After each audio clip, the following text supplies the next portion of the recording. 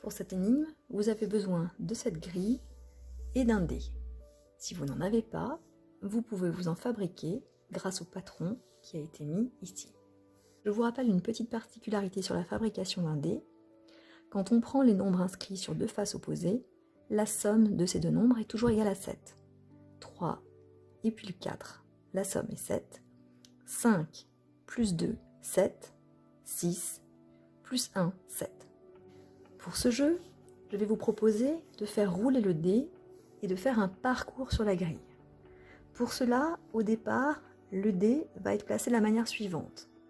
3 faces apparentes, devant nous le 6, sur le côté le 5. Voilà, il est placé sur la case départ. Le A signifie, comme vous l'avez deviné, arriver.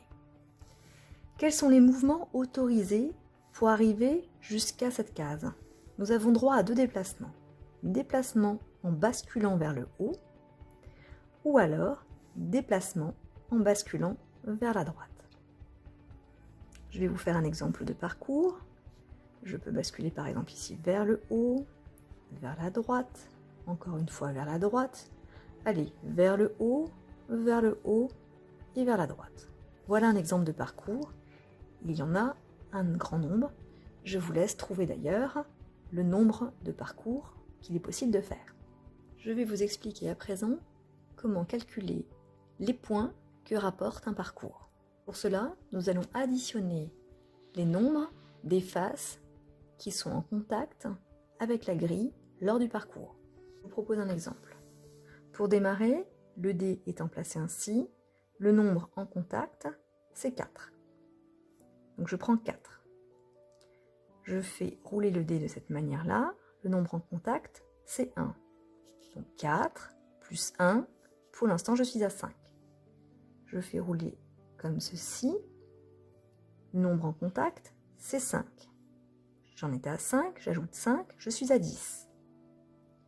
Je fais rouler comme ceci le dé. J'ai un 6. 10 plus 6, ça fait 16. Et je continue ainsi jusqu'à arriver sur la dernière case et j'obtiens le nombre associé au parcours. Donc le nombre associé au parcours, c'est la somme des nombres qui ont été en contact avec la grille. Votre défi est de trouver le parcours qui nous permet d'obtenir le plus petit nombre et le parcours qui nous permet d'obtenir le plus grand nombre. Voilà, bon défi!